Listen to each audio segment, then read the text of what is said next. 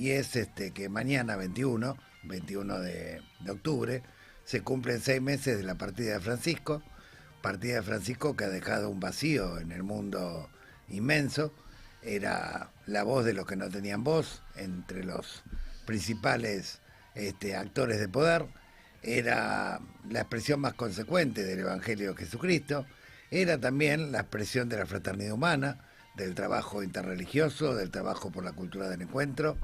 era el principal líder que luchaba contra el descarte que genera este sistema, y por eso tenía en su agenda, en primer lugar, la lucha contra la trata de personas, la lucha a favor de los migrantes, a favor de los refugiados, la lucha contra toda forma de pobreza y de exclusión. Era un actor clave contra la guerra y por la paz, y así lo ha demostrado en la práctica durante su magisterio, cuando logró evitar o frenar, mejor dicho, la guerra entre Armenia y Azerbaiyán, generar una tregua en la guerra intensa que había en la República Centroafricana, detener aquellos bombardeos en Siria allá por el 2014, lograr el restablecimiento del diálogo entre Cuba y Estados Unidos durante la presidencia de Obama y de Fidel Castro, lograr el restablecimiento del diálogo en Colombia, que finalmente pacificó a ese país que estuvo sumido en una guerra civil interna durante décadas,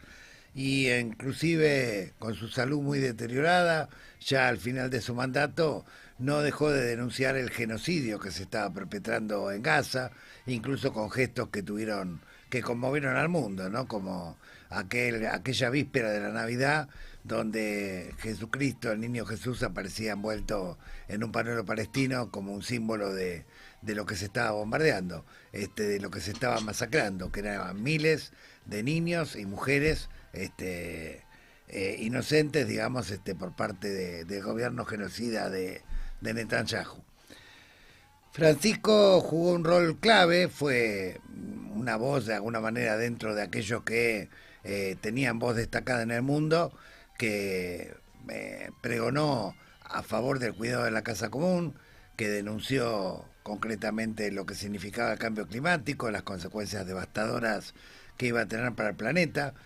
colaboró activamente en la configuración del Tratado de París y bregó por su aplicación efectiva, denunció a aquellos que hablaban de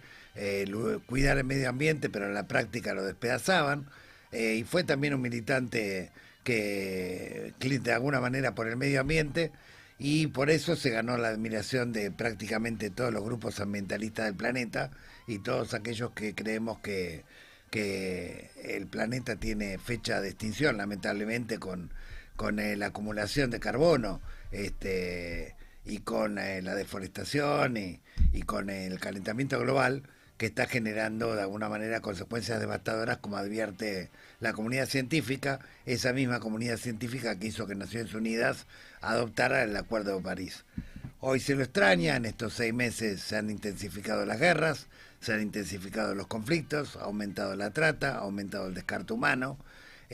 Muchos países hoy se ríen del cambio climático, abandonan el Acuerdo de París. Naciones Unidas parece un organismo que hoy ya no tiene autoridad para poder de alguna manera frenar ni las guerras ni los genocidios como el perpetrado en Gaza, y no hay ninguna voz con autoridad moral, con autoridad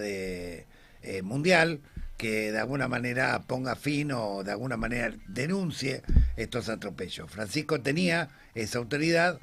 y la tenía no solamente por lo que decía y la justeza de lo que decía, sino que además la tenía porque predicaba con el ejemplo. Fue el primer papa que vivió en Santa Marta, no en el Palacio Apostólico, que de alguna manera todo el tiempo visitó periferias, no países imperiales.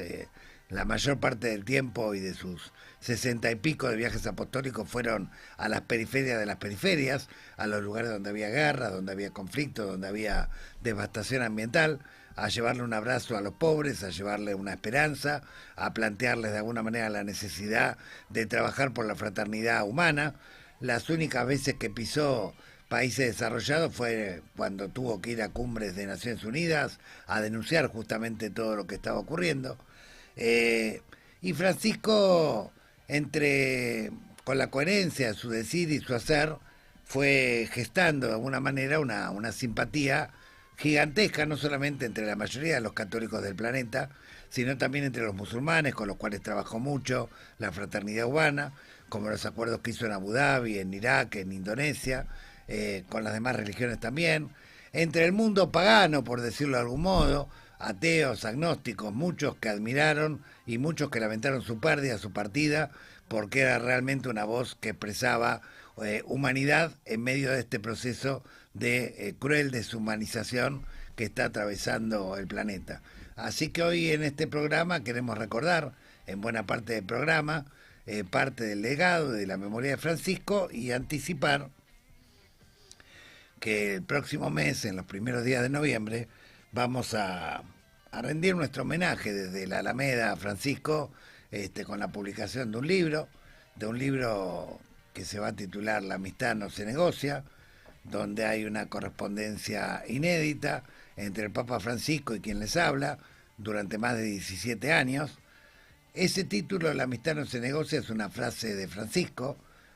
Obviamente nuestra amistad no era bien vista por algunos sectores de la burocracia del Vaticano, algunos que viven de alguna manera más de la mundanidad que de la espiritualidad, pero Francisco hasta el final de sus días sostuvo a la Alameda, sostuvo nuestro trabajo, sostuvo nuestra amistad, y en el transcurso de estos 17 años nos dio un montón de lecciones y un montón de enseñanzas respecto a sus viajes internacionales, a las guerras, al cambio climático, las misiones jesuíticas, la cultura del encuentro, la lucha contra la trata y crimen organizado, la ética social en el ejercicio del poder y tantos otros temas que están incluidos en 30 capítulos de ese libro, que resume lo más esencial de más de 500 cartas que me envió, que tuve el privilegio de haber recibido desde que asumió como Francisco hasta principios de 2025, en vísperas de su internación y luego su partida. Vamos a ir comentando en los próximos programas respecto a este libro que va a estar en las plataformas virtuales, que también vamos a presentarlo de la periferia al centro, como es nuestra característica,